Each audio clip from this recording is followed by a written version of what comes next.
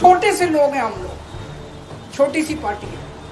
75 साल के अंदर इस कदर किसी पार्टी को और उसके नेताओं को प्रताड़ित नहीं किया गया जिस तरह से प्रधानमंत्री मोदी जी ने आम आदमी पार्टी को प्रताड़ित करने की कोशिश की है। हमारी पार्टी को कुचलने में, खत्म करने में प्रधानमंत्री जी ने कोई कसर नहीं छोड़ी। एक साथ हमारी पार्टी के 4 टॉप के नेता जेल भेज दिए एक साथ। अरविंद केजरीवाल, मनीष सिसोदिया, संजय सिंह, सतिंदर जैन। जिन लोगों को 10 दिन पहले मोदी जी कहते थे 70,000 करोड़ का इसने घोटाला कर दिया, थोड़े दिन के बाद उसी आदमी को अपनी पार्टी में शामिल करके किसी को डिप्टी सीएम बना देते हैं, किसी को मंत्री बना देते हैं।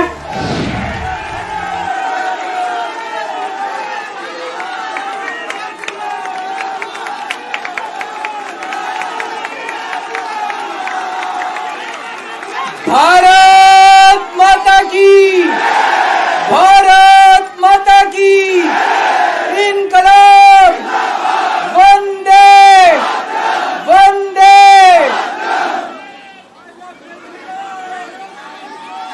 आप सब लोगों का तहे दिल से बहुत बहुत शुक्रिया। इतनी तपती धूप के अंदर इतनी देर से इतनी बड़ी संख्या में आप लोग मेरा इंतजार कर रहे हैं। मैं आपका तहे दिल से बहुत बहुत शुक्रिया अदा करना चाहता हूं। जितने लोग इस वक्त टीवी में देख रहे हैं, उन सब दर्शकों का भी मैं तहे दिल से शुक्रिया अदा करना चाहता हूं। सबको मेरा नमस्कार, सबको मेरा प्रणाम। दोस्तों, सीधा जेल से मैं आप लोगों के बीच में आ रहा हूं। आपके बीच में आके बहुत अच्छा लग रहा है। 50 दिन के बाद अभी अभी मैं, मेरी पत्नी, भगवंत मान साहब, हम लोग कनॉट प्लेस में हनुमान मंदिर में गए थे। हनुमान जी का आशीर्वाद लिया, उनके दर्शन किए। फिर शिव जी के मंदिर गए, शनि जी महाराज के पास गए, उनका सबका आशीर्वाद लिया। बजरंग बली की खूब कृपा है हमारे ऊपर, हमारी पार्टी के ऊपर, देशवासियों के ऊपर। उन्हीं की कृपा से आज अचानक मैं आप लोगों के बीच में हूं। नहीं तो किसी को उम्मीद नहीं थी कि चुनाव के बीच में मैं जेल से बाहर आ जाऊंगा, लेकिन ऊपर बजरंग बली की कृपा है, हनुमान जी की कृपा है हम लोगों के ऊपर, और चमत्कार हुआ और आज मैं आप लोगों के बीच में हूं। दोस्तों, हमारी आम आदमी पार्टी एक छोटी सी पार्टी है, 2 राज्यों के अंदर है, अभी 10 साल पुरानी पार्टी है। हमारी पार्टी को कुचलने में, खत्म करने में प्रधानमंत्री जी ने कोई कसर नहीं छोड़ी। एक साथ हमारी पार्टी के 4 टॉप के नेता जेल भेज दिए एक साथ। अरविंद केजरीवाल, मनीष सिसोदिया, संजय सिंह, सतिंदर जैन। बड़ी बड़ी पार्टियों के अगर 4 टॉप के नेता जेल चले जाएं, पार्टी खत्म हो जाती है। आम आदमी पार्टी के 4 टॉप के नेता इन्होंने जेल भेज दिए। उन्होंने सोचा कि पार्टी खत्म हो जाएगी, लेकिन ये पार्टी नहीं है, ये एक सोच है। जितना ये खत्म करना चाहते हैं उतना ये बढ़ती जाती है, उतना ये बढ़ती जाती है। ये क्रश करना चाहते हैं प्रधानमंत्री जी आम आदमी पार्टी को। जो लोग मोदी जी से मिलने जाते हैं, वो कई लोग हमें भी जानते हैं, वो बाहर आके हमें बताते हैं कि आपके बारे में सबसे पहले मोदी जी से जो भी मिलने जाता है, सबसे पहले वो केजरीवाल की और आम आदमी पार्टी की 10 से 15 मिनट बात करते हैं। उनको कहते हैं कि आने वाले समय के अंदर आम आदमी पार्टी ही देश को भविष्य देने वाली है। वो खुद भी मानते हैं। इसीलिए वो चाहते हैं कि आज ही आम आदमी पार्टी को बढ़ने से रोका जाए, इनको कुचल दिया जाए। ये तानाशाही है। अगर उनको लगता है कि आम आदमी पार्टी आने वाले समय में बीजेपी को चैलेंज देने वाली है, आप अच्छे काम करो, आप देश को भविष्य दो। आज आपकी सरकार है केंद्र के अंदर, आप देश के लिए काम करोगे, आम आदमी पार्टी को कोई पूछेगा ही नहीं। लेकिन आप कुछ काम नहीं करो और आम आदमी पार्टी को कुचल दो, ये जनतंत्र नहीं है, ये इस देश की जनता पसंद नहीं करती। इन्होंने आम आदमी पार्टी को कुचलने में कोई कसर नहीं छोड़ी। छोटे से लोग हैं हम लोग, छोटी सी पार्टी है। 75 साल के अंदर इस कदर किसी पार्टी को और उसके नेताओं को प्रताड़ित नहीं किया गया जिस तरह से प्रधानमंत्री मोदी जी ने आम आदमी पार्टी को प्रताड़ित करने की कोशिश की है। मेरे को इन्होंने जेल भेज दिया। प्रधानमंत्री जी कह रहे हैं मैं भ्रष्टाचार से लड़ रहा हूं।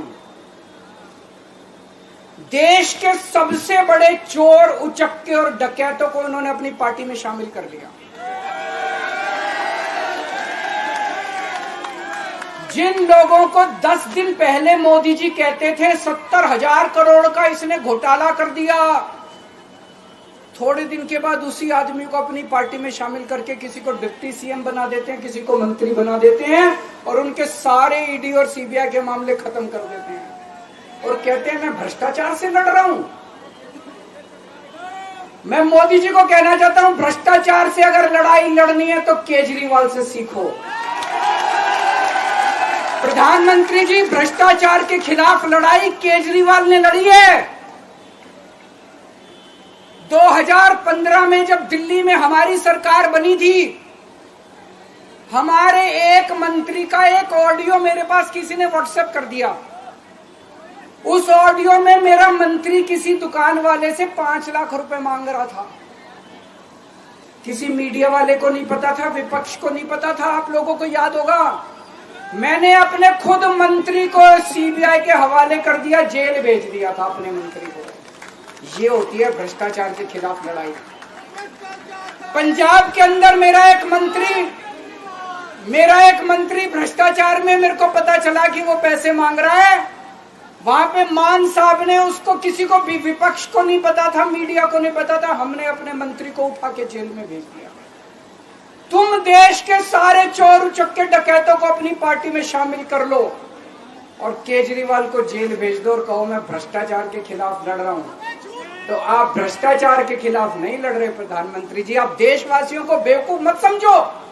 देश बच्चे की जुबान के ऊपर हो रहा है कि सारे चोर चक्कों को अपनी पार्टी में शामिल करके और ईडी और सीबीआई के सारे केस उनके रफा दफा कर दो। केजरीवाल को क्यों गिरफ्तार किया?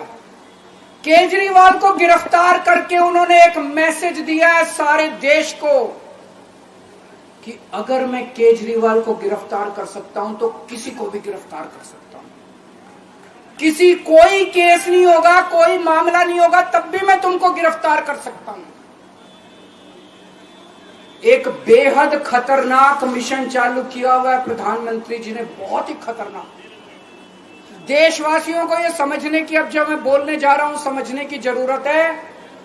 उस मिशन का नाम है वन नेशन वन लीडर।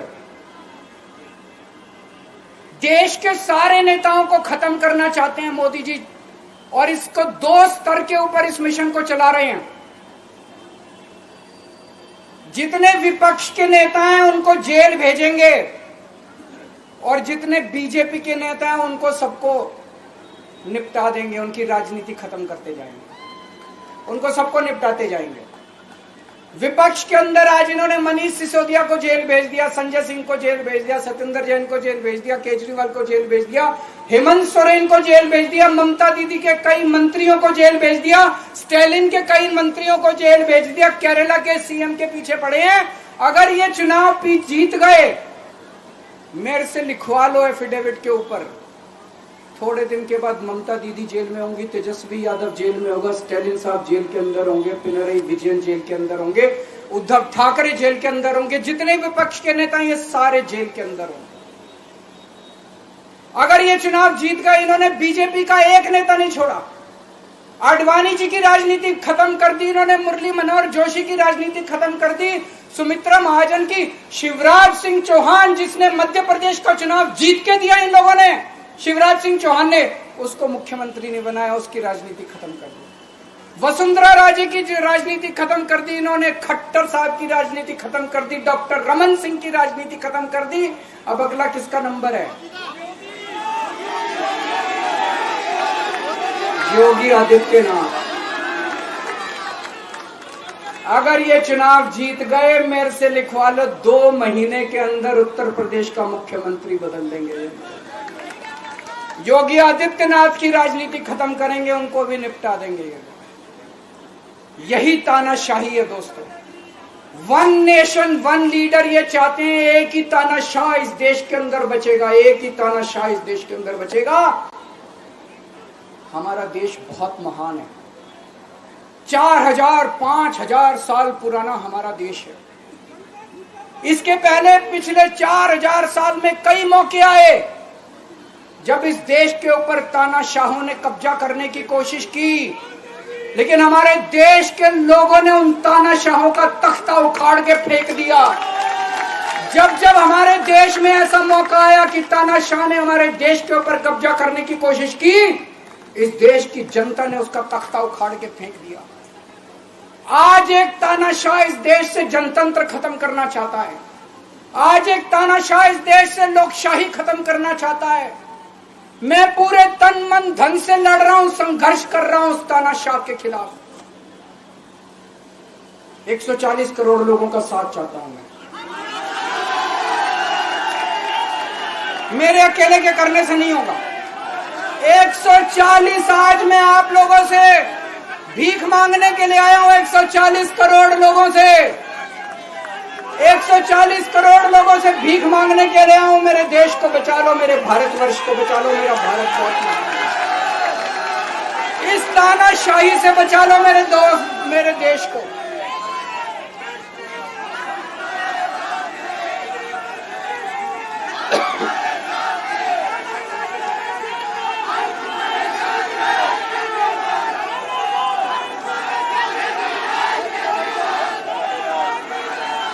मैं सुप्रीम कोर्ट का बहुत बहुत शुक्रिया अदा करना चाहता हूं। उन्होंने 21 दिन दिए हैं, एक एक दिन में 24 घंटे हैं। मैं एक दिन में 24 में से 36 घंटे काम करूंगा, पूरे देश भर में घूमूंगा इस तानाशाही को रोकने के लिए। दोस्तों, जितनी मेरे अंदर ताकत है, मेरा सब कुछ कुर्बान है देश के लिए। मेरा तन मन धन सब कुछ कुर्बान है मेरे देश के लिए। मेरे खून का एक एक कतरा मेरे देश के लिए, मेरे शरीर का एक एक कतरा, मेरी जिंदगी का एक एक पल मेरे देश के लिए। मेरे देश को बचाने के लिए मैं पूरे देश में जाऊंगा दोस्तों। अब एक बहुत महत्वपूर्ण बात करने जा रहा हूं, उसको ध्यान से सुनना। ये लोग इंडिया गठबंधन से पूछते हैं आपका प्रधानमंत्री कौन होगा। मैं बीजेपी से पूछता हूं आपका प्रधानमंत्री कौन होगा। आप लोग सोच रहे होंगे केजरीवाल क्या बात कर रहा है, मोदी जी होंगे। नहीं, मोदी जी अगले साल 17 सितंबर को 75 साल के हो रहे हैं। बीजेपी के अंदर मोदी जी ने 2014 में मोदी जी ने खुद ने रूल बनाया था कि बीजेपी के अंदर जो भी 75 साल का होगा उसको रिटायर कर दिया जाएगा। सबसे पहले आडवाणी जी को रिटायर किया गया, उसके बाद मुरली मनोहर जोशी जी को रिटायर किया गया, फिर सुमित्रा महाजन को रिटायर किया गया, फिर यशवंत सिन्हा को रिटायर किया गया। अब मोदी जी अगले साल 17 सितंबर को रिटायर होने वाले हैं। तो मैं बीजेपी से पूछना चाहता हूं आपका प्रधानमंत्री का दावेदार कौन है। दोस्तों, अगले साल 17 सितंबर तक अगर इनकी सरकार बनी, तो उस पर भी आऊंगा मैं। अगर इनकी सरकार बनी तो पहले अगले 2 महीने में योगी जी को निपटाएंगे ये, और उसके बाद मोदी जी के सबसे खास अमित शाह को ये प्रधानमंत्री बनाएंगे। तो मैं लोगों को, देश के लोगों को आगाह करना चाहता हूं मोदी जी अपने लिए वोट नहीं मांग रहे, मोदी जी अमित शाह को प्रधानमंत्री बनाने के लिए वोट मांग रहे हैं। मैं पूछना चाहता हूं मोदी जी से और अमित शाह जी से, ये मोदी की गारंटी पूरी कौन करेगा? क्या अमित शाह मोदी की गारंटी पूरी करेंगे?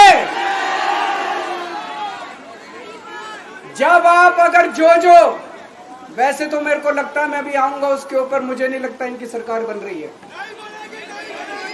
लेकिन जो बीजेपी को वोट देने जाएं वो ये सोच के जाना कि आप मोदी जी के नाम पे वोट नहीं दे रहे, आप अमित शाह के नाम पे वोट दे रहे।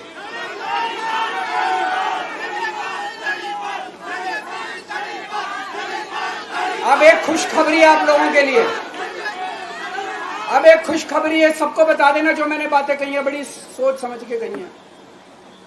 वहां बैठ के यही सोच रहा था 50 दिन से।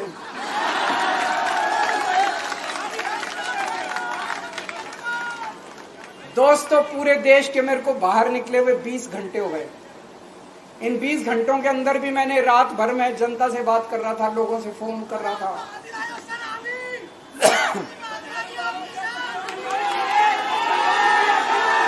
क्या बोल रहे? रात को आंधी आई थी।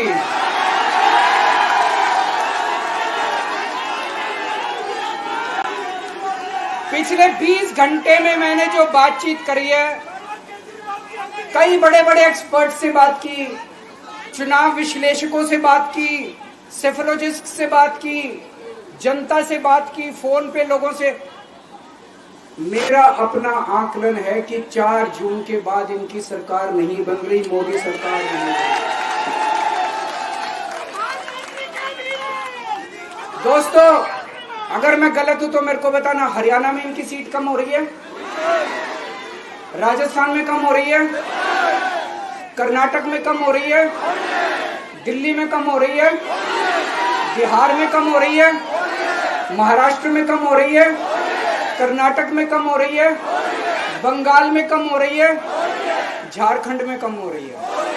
बढ़ कहां रही है? यूपी में कम हो रही है, बढ़ कहां रही है? बड़े एक भी जगह इनकी सीटें नहीं बढ़ रही हैं। मेरा अपना मानना है, और सट्टा बाजार में भी जो चल रहा है, इनकी 220 से 230 के बीच में सीट आ रही है, उससे ज्यादा सीट नहीं आ रही। मोदी सरकार नहीं बन रही है, केंद्र में इंडिया गठबंधन की सरकार बन रही है।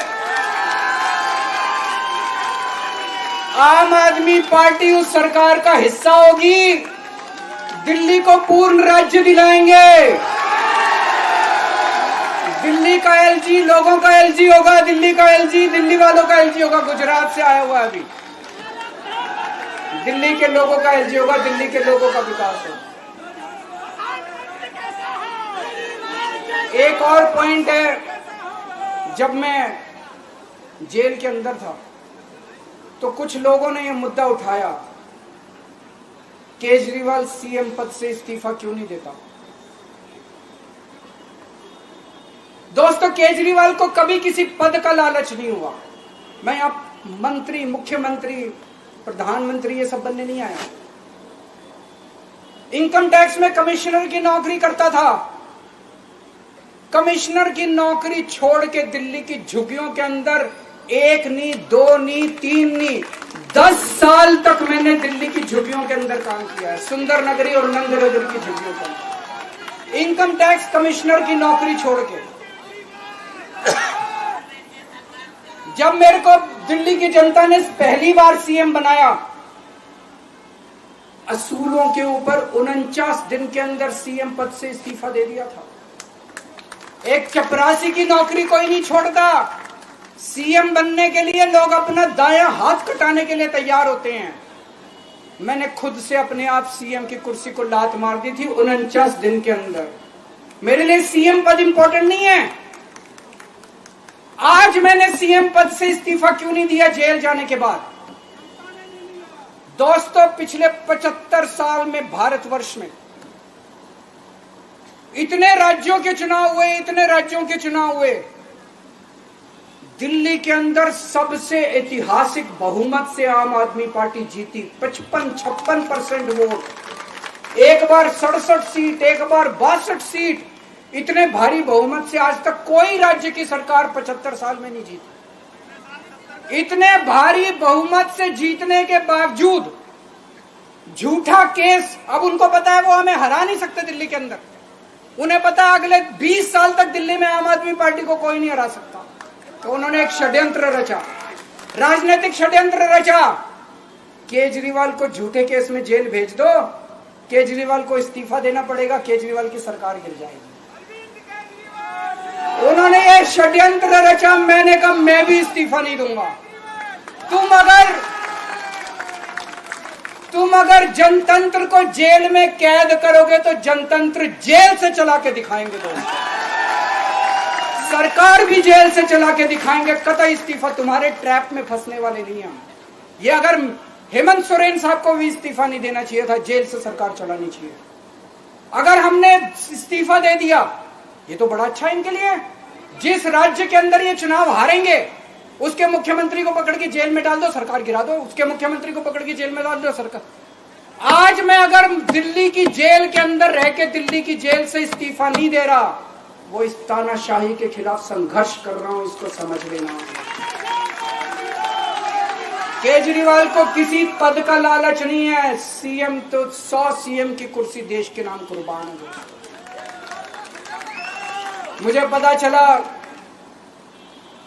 मेरे जेल जाने से बहुत लोग भावुक हुए, खासकर मेरी माँ, बहनें, महिलाएं बहुत रोई। कईयों ने बहुत मन्नतें मांगी। मैं सबका बहुत बहुत शुक्रिया अदा करना चाहता हूं, जिन लोगों ने अपनी दुआएं, करोड़ों लोगों ने अपनी दुआएं भेजी हैं। पूरी दुनिया भर से करोड़ों लोगों ने दुआएं भेजी। उन्हीं के आशीर्वाद का कमाल है कि आज मैं आप लोगों के बीच में हूं। आप लोग सब लोग सुखी रहें, देश खूब तरक्की करे, फले फूले, आप सब लोग खूब खुश रहें, ऐसी मेरी प्रभु से इच्छा है। भारत माता की।